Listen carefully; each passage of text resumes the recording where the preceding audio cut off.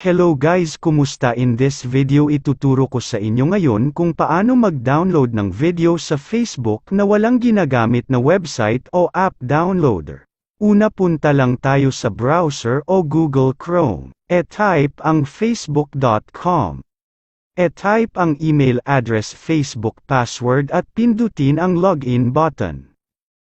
Kapag naka-login na ang Facebook account nyo, pindutin ang tatlong line sa gilid. Pindutin ang video. Kung may hinahanap ka na video, pindutin lang itong search icon o scroll down.